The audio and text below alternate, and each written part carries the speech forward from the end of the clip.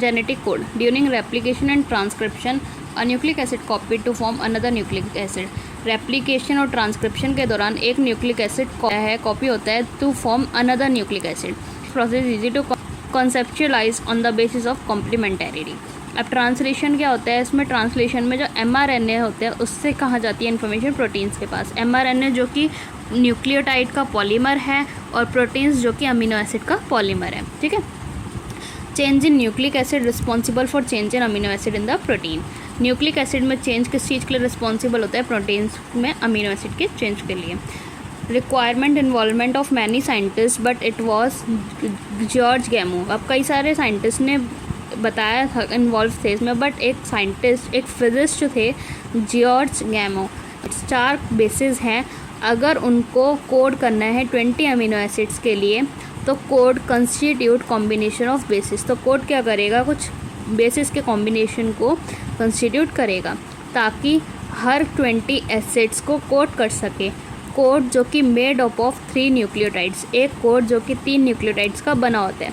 तो 4 combination of 4:3 कितना आएगा, 64 कोडॉन्स आएंगे जो जनरेट करेंगे मोर कोडॉन्स देन रिक्वायर्ड। हमें जितने नहीं चाहिए उससे भी ज़्यादा कोडॉन्स वो जनरेट कर देगा। अब हर गोबिंद खुराना इन्होंने क्या करा था, synthesising RNA molecule with defined combination of basis जो कि हेट्रोपॉलीमर्स और कोपॉलीमर्स हैं। अब एक साइंटिस्ट और आए थे मार्शल नीरनबर्ग, इन्होंने क्या बताया था, cell free system for protein synthesis और finally helped code to be disappeared.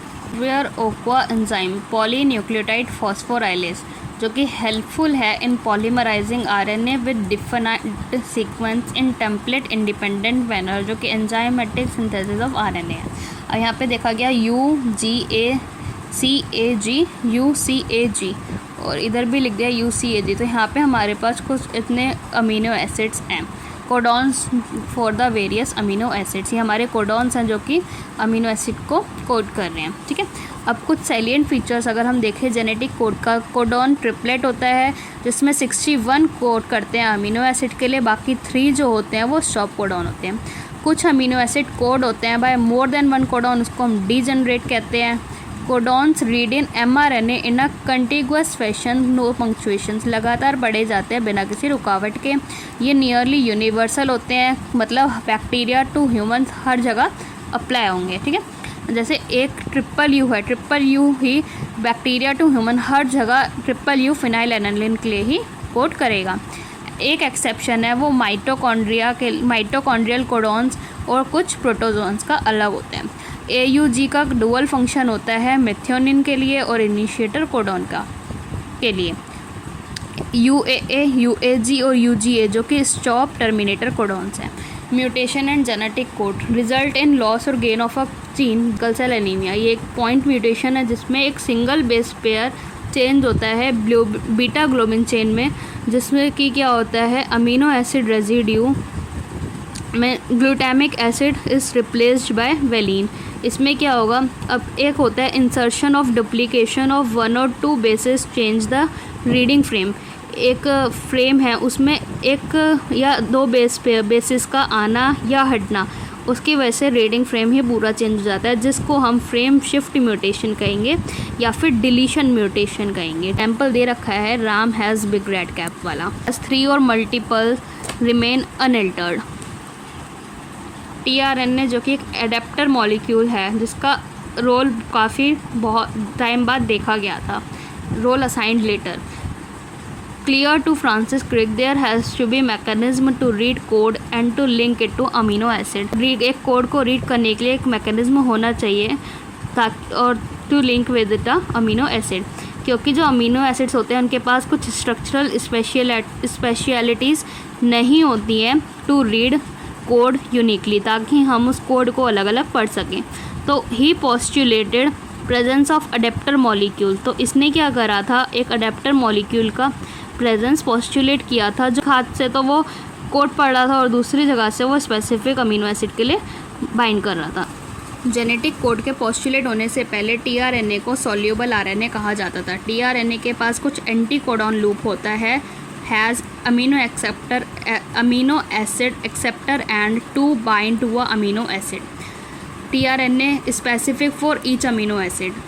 Initiator tRNA for initiation, no tRNAs for stop codon. Initiator tRNA किसके लिए होता है? इनिशिएशन के लिए होता है और किसी भी tRNA के पास स्टॉप कोडॉन नहीं होता। सेकेंडरी स्ट्रक्चर ऑफ tRNA को देखें तो ये क्लोवर लीफ लाइक स्ट्रक्चर होता है और एक्चुअल स्ट्रक्चर इसका काफ़ी कॉम्पैक्ट मॉलिक्यूल है, इन्वर्टेड एल की तरह देखेंगे जैसे ये यहाँ पे आ रहा है। तो इसके पास ये जो साइट है ये है एक एंटी कोडॉन साइट। तो यूरेसिल कोड करेगा एडनिन के लिए, साइटोसिन ग्वानिन के लिए, एडनोसिन यूरेसिल के लिए। ऐसे यहाँ पे AUUAGC, ठीक है। ये mRNA है, यहाँ पे एडनिन की जगह थाइमिन क्यों नहीं आया, यूरेसिल आया है क्योंकि RNA में थाइमिन की जगह यूरेसिल प्रेजेंट होता है। हम ट्रांसलेशन के बारे में पढ़ेंगे। Process of polymerization of amino acid to form polypeptides. Amino acid का पॉलीमराइजेशन टू फॉर्म पॉलीपेप्टाइड्स, वो प्रोसेस क्या कहलाएगा? ट्रांसलेशन।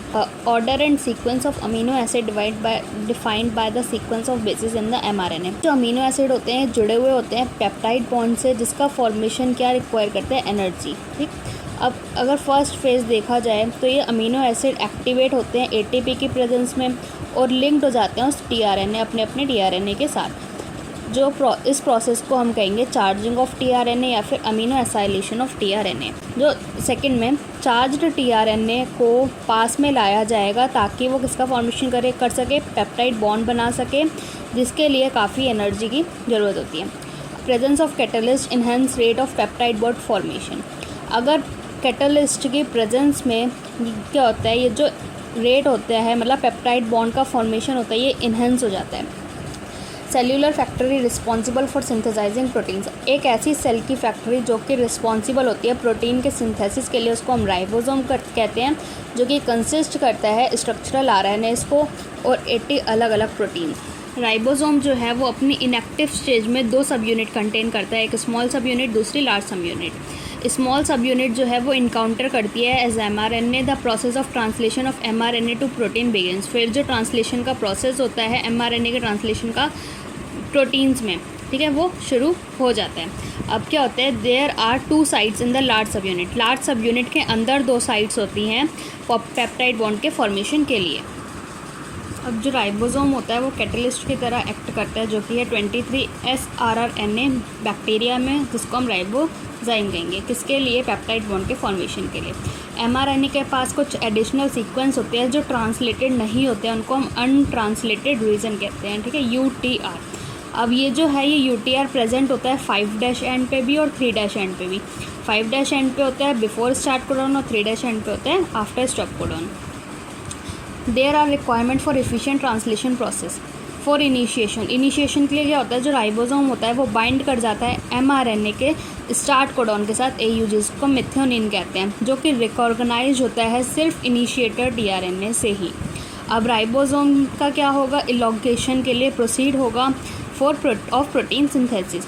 ड्यूरिंग दिस स्टेज, इस स्टेज के दौरान जो complex composed of amino acid होंगे, जो अमीनो एसिड के कॉम्प्लेक्स होंगे वो किस चीज़ से लिंक्ड करेंगे? tRNA के साथ, और बाइंड कर जाएंगे अपने एप्रोप्रिएट कोडॉन में mRNA में, by forming complementarity base pair with tRNA anticodon. By forming क्या बनाएगा वो? एक कॉम्प्लीमेंटरी बेस पेयर बनाएगा tRNA के एंटीकोडॉन के साथ। राइबोसोम क्या करेगा? कोडॉन से कोडॉन मूव करेगा mRNA के अलोंग। एक अमीनो एसिड एडेड 1 by 1। अब अमीनो एसिड एक एक करके ऐड होगा, जो कि ट्रांसलेटेड होगा एक पॉलीपेप्टाइड सीक्वेंस में, जो कि डिक्टेटेड होगा बाय DNA और जो रिप्रेजेंटेड होगा बाय mRNA। अब एंड में क्या होगा, एक रिलीज फैक्टर बाइंड कर जाएगा स्टॉप कोडॉन के साथ, terminating translation and releasing complete polypeptide from ribosome. अब टर्मिनेट कर देगा किसको? ट्रांसलेशन को, और रिलीज़ कर देगा इस पूरे पेप्टाइड को। कहाँ से? राइबोसोम से। जैसे कि हम इस डायग्राम में देखेंगे तो यहाँ से आया, ये एक एक करके अमीनो एसिड्स क्या आ रहे हैं? ट्रांसलेटेड हो रहे हैं पॉलीपेप्टाइड सीक्वेंस में, डिक्टेटेड बाय DNA, ठीक है, जो कि रिप्रेजेंट करता है किससे? mRNA से। अब एंड में क्या होता है, एक रिलीज फैक्टर आके स्टॉप कोडॉन से जुड़ जाता है, जिससे कि एक जो पूरी पॉलीपेप्टाइड चेन होगी वो रिलीज कर जाएगी राइबोसोम से। रेगुलेशन ऑफ जीन एक्सप्रेशन, ये क्या करता है, इससे क्या होता है, जो पॉलीपेप्टाइड होता है उसका फॉर्मेशन होता है। अगर हम यूकैरियोट्स में देखें तो ये ट्रांसक्रिप्शनल लेवल पे होता है, जिसमें कि प्राइमरी ट्रांसक्रिप्ट का फॉर्मेशन होगा, प्रोसेसिंग लेवल पे होगा जिसमें रेगुलेशन ऑफ स्प्लाइसिंग का रेगुलेशन होगा।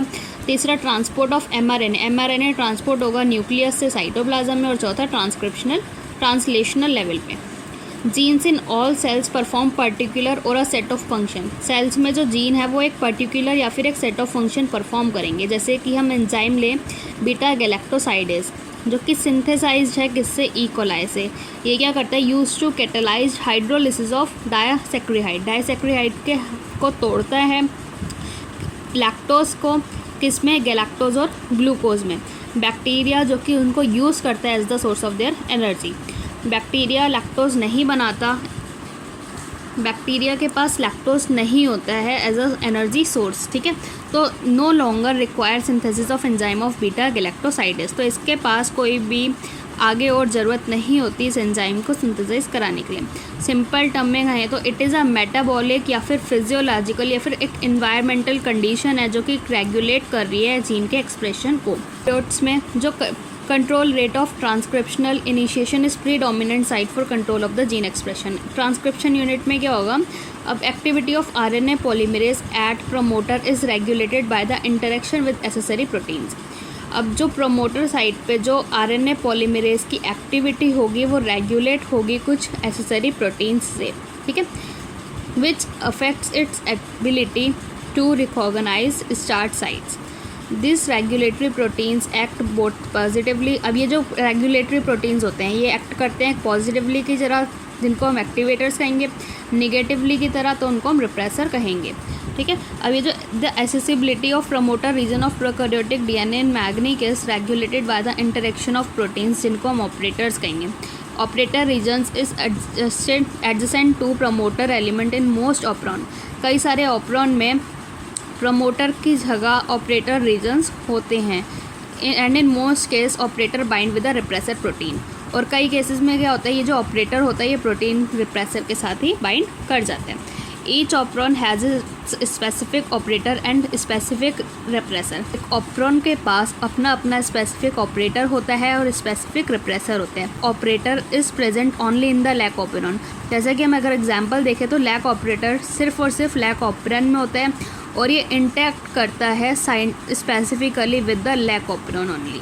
Operon genetics Francis Jacob and biologist Jacob Monod. एक जेनेटिक्स थे जैकब और बायोकेमिस्ट थे मोनार्ड। इन्होंने क्या करा, ये पहले थे to elucidate transcriptionally regulated system. Lac मतलब हमारे लैक्टोज पॉलीसिस्टोनिक स्ट्रक्चरल जीन जो कि रेगुलेटेड होती है कुछ कॉमन प्रमोटर और रेगुलेटरी जीन से। सच अरेंजमेंट जो होता है, ऐसा ही अरेंजमेंट जो है वो कॉमन होता है बैक्टीरिया में जिसको हम कहते हैं ऑपेरॉन, ठीक है। जैसे हमारे पास कुछ एग्जांपल्स है लैक ऑपेरॉन, टीआरपी ऑपेरॉन, ओरा एपेरॉन, हिज एपेरॉन, वेल एपेरॉन एक्सेट्रा। अब लैक एपेरॉन की बात हम करें तो उसमें एक रेगुलेटरी जीन होती है आई जीन और 3 स्ट्रक्चरल जीन होती है जेड, वाई और ए। आई का मतलब यहाँ पे इंड्यूसर नहीं है, ये जो है वो डिराइव करता है किससे, इनहिबिटर से। अब आई जो है वो कोड करता है for repressor of lac operon. Z gene जो है वो बीटा गैलेक्टोसाइडेज बीटा गैल जो हाइड्रोलिसिस करती है डायसैक्राइड को लैक्टोज को उसकी मोनोमेरिक यूनिट्स में जो कि है ग्लूकोज और गैलेक्टोज। अब वाई जीन जो है वो परमिएस के लिए करता है जो कि इंक्रीज़ करता है permeability of cell to beta galactosidase. और ए जीन जो कि इनकोड्स करता है ट्रांस एसिटाइलेज। ये जो तीनों जीन प्रोडक्ट हैं ये रिक्वायर होते हैं लैक्टोज के मेटाबॉलिज्म के लिए। Lactose is substrate for enzyme beta galactosidase and regulate switching on and off of the operon जिसको हम इंड्यूसर कहेंगे। लैक्टोज क्या है, सबस्ट्रेट है उस एंजाइम के लिए बीटा गैलेक्टोसाइडेज के लिए जो कि रेगुलेट करता है ऑपेरॉन की स्विचिंग ऑन और ऑफ के लिए जिसको हम इंड्यूसर कहते हैं। In the absence of glucose, if lactose is provided in the growth medium of bacteria, lactose is transported into cells through action of permease. Very low level of expression of lac operon has to be present all the time, otherwise lactose cannot enter cells. इसका मतलब क्या है कि अगर हमारे पास carbon source जैसे कि glucose अगर वो नहीं होगा तो लैक्टोज जो है वो प्रोवाइडेड होगा। अगर ग्रोथ मीडिया बैक्टीरिया के ग्रोथ मीडिया में तो लैक्टोज ट्रांसपोर्टेड हो जाएगा सेल्स में बाय द एक्शन ऑफ परमिएज। अब ये ध्यान रखना पड़ेगा कि हमारे पास काफ़ी लो लेवल होना चाहिए of expression of lac operon ठीक है। अगर हर समय अगर ऐसा नहीं होगा तो जो लैक्टोज है वो एंटर नहीं कर पाएगा सेल्स में। लैक्टोज इंड्यूसेस ऑपेरॉन एज, अब जो लैक्टोज है वो ऑपेरॉन को इंड्यूस करके रखता है कुछ इन तरीक़ों से, जैसे कि repressor of operon synthesised by I gene, जो ऑपेरॉन का रिप्रेसर है वो सिंथेसाइज होता है आई जीन से। Repressor proteins bind to the operator region of operon and prevent RNA polymerase from transcribing the proton operon. Repressor क्या करता है, ये बाइंड होता है ऑपेरॉन के ऑपरेटर रीजन के साथ और प्रिवेंट करता है आरएनए पॉलीमरेज को फ्रॉम ट्रांसक्राइबिंग द ऑपेरॉन। ठीक है। अब in the presence of inducer, अगर इंड्यूसर होगा जैसे कि लैक्टोज या एलो लैक्टोज, तो जो रिप्रेसर है वो इनएक्टिवेट हो जाएगा इंड्यूसर के इंटरेक्शन से, मतलब इंड्यूसर के आते ही जो रिप्रेसर है वो इनएक्टिवेट हो जाएगा। तो जिससे क्या होगा, ये अलाउ करेगा आरएनए पॉलीमरेज को to access to promoter and the transcription proceed. Regulation of lac operon visualized as regulation of enzyme synthesis by its substrate. Lac operon का रेगुलेशन को कैसे देखा गया, ये ऐसे देखा गया कि जो रेगुलेशन ऑफ एंजाइम्स, जो एंजाइम का रेगुलेशन है वो सिंथेसिस हो रहा है उसके सबस्ट्रेट के ही साथ। Glucose and galactose can not act as a inducer for lac operon. Lac operon में जो ग्लूकोज और गैलेक्टोज है वो इंड्यूसर की तरह काम नहीं कर सकते। Regulation of lac operon by repressor, जिसको हम निगेटिव रेगुलेशन कहेंगे। Lac operon is under control of positive regulation as well. अगर हम in the absence of inducer के एब्सेंस में क्या होगा, ये रिप्रेसर ऑपरेटर के साथ जाके बाइंड कर जाएगा and prevent RNA polymerase from transcribing the operon. आ गया प्रेजेंस ऑफ इंड्यूसर के प्रेजेंस में क्या होगा, ये जैसे यहाँ पे इंड्यूसर आ गया, अब रिप्रेसर के साथ क्या हुआ, इंड्यूसर आके जुड़ गया तो ये इनएक्टिवेट हो गया, जिसकी वजह से यहाँ पे क्या हुआ, ट्रांसक्रिप्शन हो गया।